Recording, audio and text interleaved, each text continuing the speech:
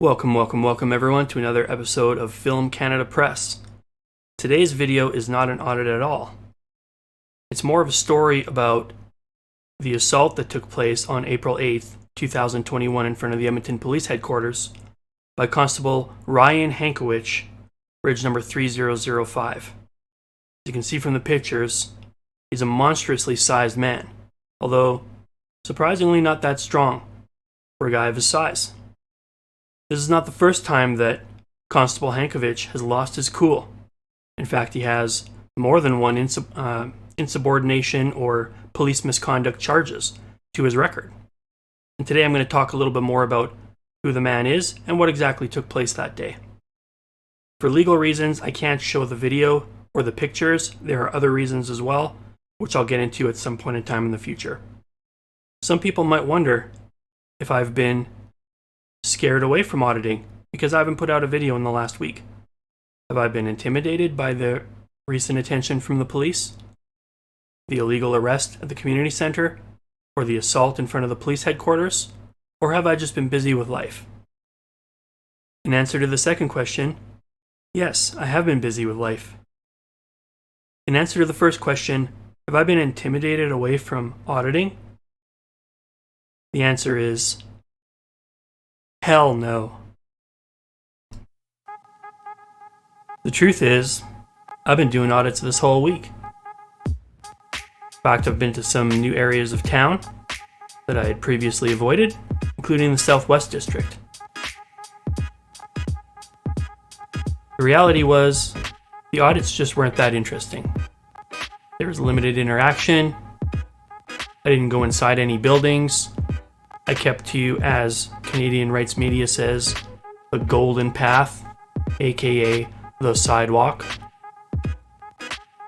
And I think that that's all the more evidence of how unreasonable Constable Hankewich acted, that it's so normal for people to see a camera and not be intimidated and not make any kind of a stink about it at all. Sometimes someone will ask, "What are you taking pictures of?" And then if you tell them, or if you say, "What's the problem? I'm just taking pictures," they'll usually say, "Well, that's okay. It doesn't bother us. We were just curious." It really exemplifies how out of control a person has to be, that the very presence of a camera, especially when surrounded on all sides by cameras, causes one to go into a violent rage and commit a heinous assault on a civilian. Constable Hankewich is unfit for duty, and I'm going to explain to you why I believe that today. In the meantime, enjoy this montage of some of my audit scenes from this week, and don't worry, there will be more content coming very shortly.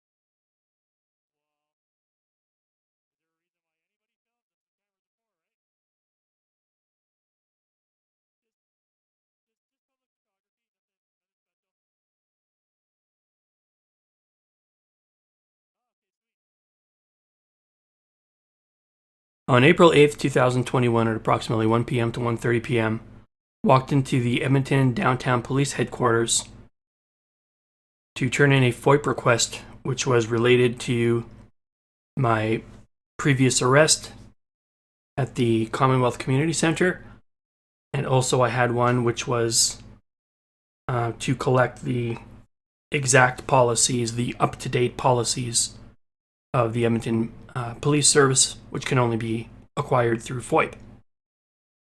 I had the forms printed out and was ready to go, but was going to ask them at the counter if they had them available to see if they would try what they did at the Northwest campus and tell me that such forms didn't exist or that I couldn't find those in that location. I walked into the main lobby of the police headquarters. I had previously audited the headquarters from the sidewalk and had no issues of any kind whatsoever. My only interaction with a police officer was a female officer who said hello and was friendly. Immediately on going inside of the police headquarters lobby, which is extremely, extremely small for the size of the building. I was confronted by an officer behind the counter who stopped serving his customer who was at the counter and began barking very loudly at me from behind the plexiglass that I was not allowed to film in the building. And I asked him where the signs were that said that and if there was a law. And he was quite volatile and demanded that I leave immediately. He was making motions like as if he was going to come out from behind the counter, and so I told him, all right, if you go get me a supervisor, I'm willing to wait outside. So he said, yeah, go wait outside. And he kind of smiled like he seemed pretty satisfied with himself that he was able to get what he wanted. So I did go outside. A short time later, within 10 minutes, an officer Lafreniere came out, a Sergeant Lafreniere, in fact, I believe it's Kim Lafreniere, and he tried the normal feelings-based argument that some people might not want to be on a camera, and that's why they didn't allow recording in there. I asked him if he could cite a law. He couldn't, and I asked him why there were no signs up saying that we're not allowed inside of the building. And he asked, would you like me to put one up right now? And I said, well, there has to be a law. And at that moment, a woman came into the building and said, oh, excuse me, I don't want to be on your camera. And I told her, I'm not even filming you. And she continued to argue with me, so I turned the camera towards her. And I said, well, the more you argue with me, the more I'm going to film you. And at that point in time, she walked into the building and Lafreniere said, come on, let's go inside. This guy's being very rude. I should point out at this point in time that there are several cameras right there on the landing outside of the door of the Edmonton police headquarters. So Lafreniere went back inside, ostensibly to collect a law demonstrating to me that I was not allowed to film in the police lobby. So at this point in time, I took a few moments to video tape all of the signs out front and all of the cameras for posterity. And of course, I was able to prove that there were no such signs saying that you were not allowed to film in the Edmonton police quarters. How could there be? Because it's a public place. That would be illegal. That's why they don't have laws like that. They make them as policies. So there was a sign on the door that said that you had to produce some picture identification in order to enter the building, which I found very strange. Not everybody even has picture ID, government-issued picture ID. It's not issued to us for free. We have to pay for it, and it requires ID to even get it. So many people, the homeless, the mentally ill, people in and out of institutions, the mentally ill, many people would simply just not have access to that kind of information. So as I waited, a period of time went by, and my parking was set to expire shortly.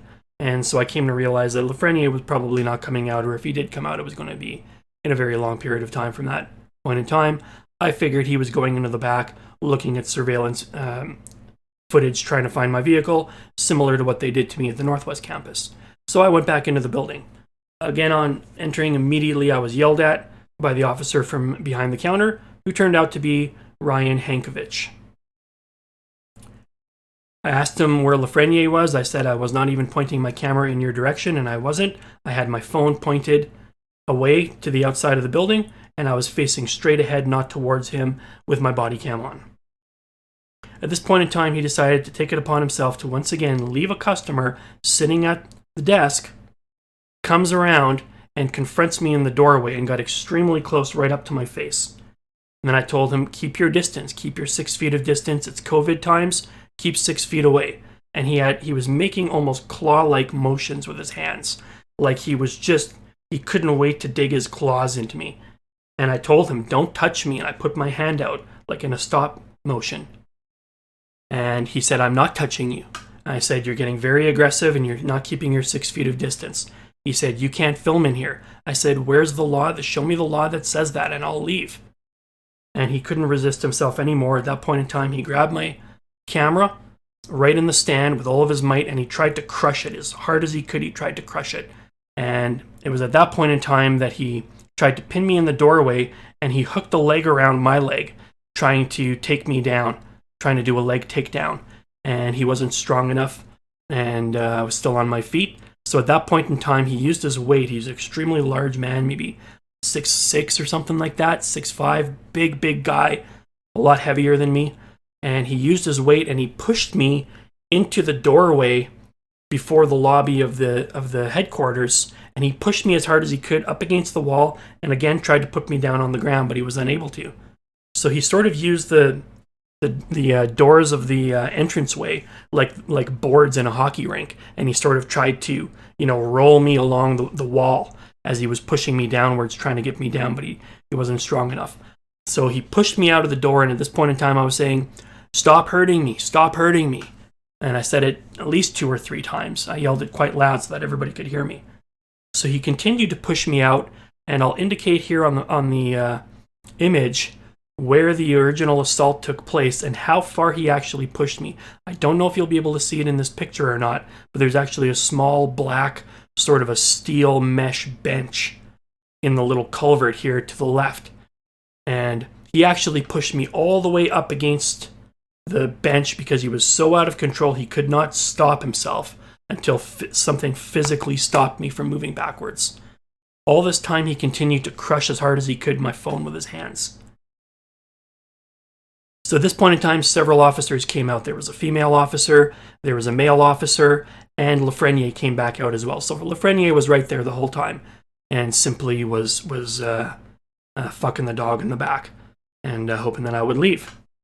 So Lafreniere, who was standing right there, who was the sergeant, and who was the person who was brought out when I said that I wanted to speak to a supervisor, continued to stand there for 5 minutes while this guy crushed my camera with his hand. He refused to let go of it, and I told him over and over again, "Let go of my camera, let go of my camera. Get the fuck away from my camera. Don't touch me. Leave me alone." Whatever I was saying. And Hankewich continued to bark orders at me, telling me, listen, you're not listening to me. Listen to me right now. I'm trying to tell you something. I'm telling you right now. And being as aggressive as he could and leaning his head as close as he could into my face to the point that I actually felt spit come out from him. And he was wearing a mask. It either came through his mask or somehow the force of his speech was so powerful that it shot up somehow through the holes, the ventilation holes between the nose and the cheekbone. But I felt his spit on my face. And that was the entirety of the assault by Constable Hankewich. I cannot divulge the video. We're going to see what happens as far as the professional standards request. It's already moved on to the investigative stage. There will be a formal investigation, and they're going to give me updates every 45 days. So they've gone out of their way to make it as laborious of a process as possible. It could be 2 years before we see some real justice, a court date or anything like that, or any kind of a resolution. It's very unlikely unless you get a lot of media attention, or unless there's a murder or a very, very serious assault, again, that gets some media play. It's very unlikely that they'll make charges, but we're going to give it our best effort. Now, having said all of that, let me share a little bit more about you. A little more with you guys about who this officer actually is. In 2015, Ryan Hankewich was charged with 2 counts of police misconduct. One was for insubordination, and I believe the other was for discreditable conduct. He pleaded guilty to one, which I believe was the insubordination. He did not plead guilty to the other one, but was found guilty by a police inquiry board. But basically what happened was in 2015, he was charged. It was over a situation where he had been on a short-term disability leave and was being paid for it by us, the public. And they don't give a lot of details as to whether any of this was actually, his story was investigated or this was just his story. But basically the story was that for 2.5 months, he was in his house coping from the quote-unquote side effects of medication. Was he addicted to painkillers? Was it steroids? Was he on lorazepam? We don't know what medication he was on or what those side effects are. And it also mentions that he was quote-unquote having troubles with his girlfriend. Was he beating his girlfriend? We don't know that. It doesn't say that. But he was having domestic problems and issues related to medication he was taking. At this point in time, him and apparently his girlfriend, so he claims, went off for some R&R in Las Vegas. He said that he was in a tumultuous time in his life and called himself in a quote unquote desperate frame of mind. So this desperate police officer having a domestic with his girlfriend and possibly having some side effects from some medication he was taking, decided he was going to go to Las Vegas. And so he booked his hotel through Expedia at 9:30 p.m. on a Friday, and the very next morning at 6 a.m. he was gone. He quoted that he was not a partier, so he picked the hotel with the best pool. And he had the sunburn to prove it. At any rate, he was called out. At one point in time, he was called by the disability case management worker, and she discovered that he had actually been in Las Vegas, and she actually found this out through the supervisor, through Constable Hankewich's supervisor, who apparently knew that he had been in Las Vegas, but the disability case manager did not know this. So he was required to inform the police department if he was leaving the province because it could affect his disabilities. But he decided he wanted to get that paid vacation. And so off he went. He lied to the case management worker, Shannon Shapka, claiming that he was not in Vegas and had not been in Vegas. He also lied during the formal investigation to the investigators, claiming that the constable had simply asked him, "Are you in Vegas?" once, to which he replied, "No, I'm at home in bed," and then claimed that at the time he was, and so therefore it was okay. So he was found guilty of insubordination and discreditable conduct. Now that's not the only time that Constable Hankewich had a problem. He was also investigated after a violent arrest in 2011. A gentleman by the name of El Sayed Sobai, an Egyptian gentleman who worked in a meat plant or a meat shop, was involved in an altercation where a man had allegedly assaulted one of his staff members several days earlier and then was found in the vicinity again. Perhaps he was picking bottles, maybe he was just lived in the neighborhood, but whatever the case was, they found him out back of the shop, and on hearing that this man who had assaulted his employee was back, El Sayed went outside to confront the man. Now, El Sayed had been busy in his meat shop, where he was a butcher, and so he came out originally with a meat hook, but at no point in time did he raise it or threaten the person with it or use it as a weapon in any way. At this point in time, it's alleged that the man who assaulted his staff member pulled out a can of pepper spray or bear spray. He then proceeded to call the police, claiming that El Sayed had threatened him with a meat hook. The police arrived and confronted El Sayed.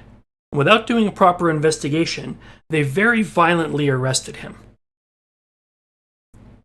At one point in time, they may have asked him to put up his hands or put down his meat hook. He may have temporarily put his hands up and then placed them back down. As seems to be the modus operandi of the Edmonton Police Service, if you don't obey whatever directions they give you, whether they're legal or not, they will immediately escalate the situation to violence. And that's what happened to El Sayed. He was taken down by 3 officers. You can see here clearly in the one picture that he does not have a weapon of any kind, and he has his hands up. Like I say, the police officers allege that was only temporary, then he put his hands down.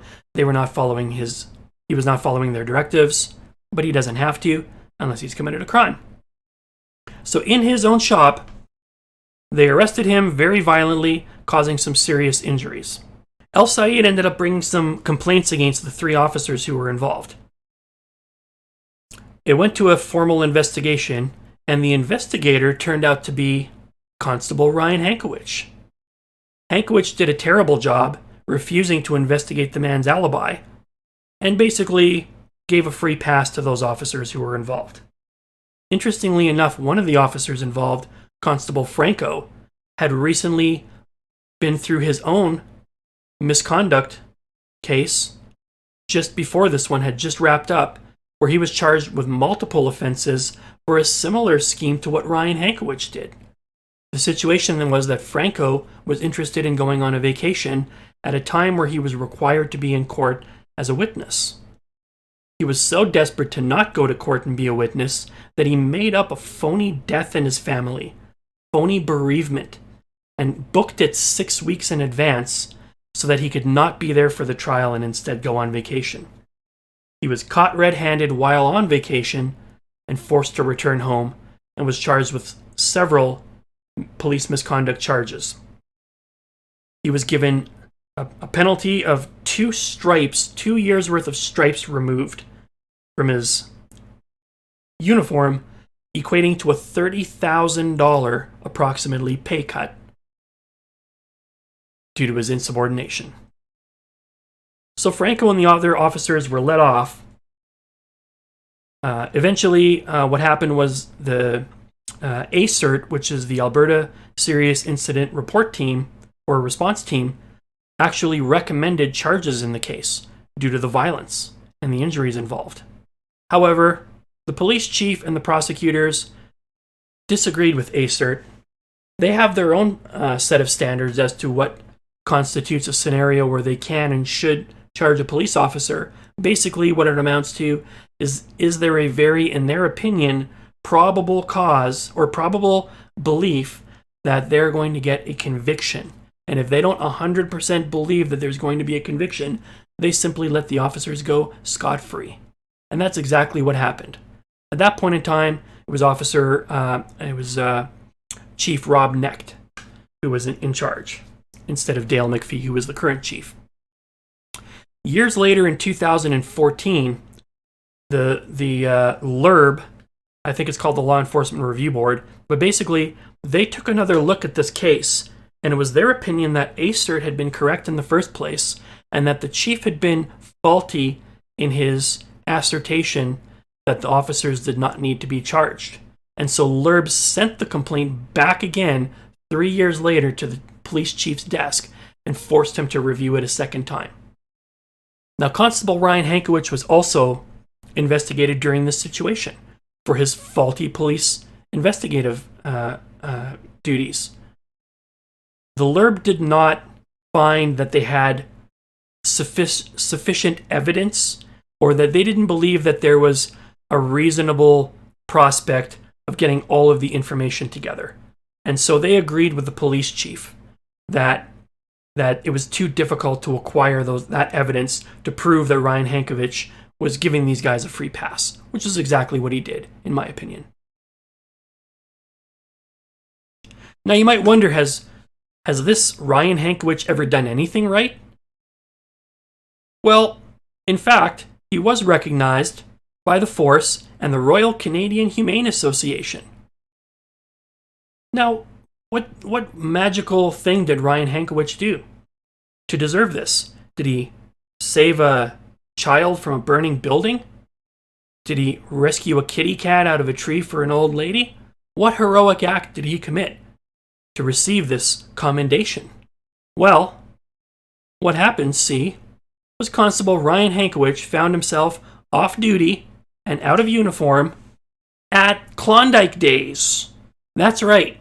He was wandering around Klondike Days, probably pissed out of his mind, in my humble opinion. Okay?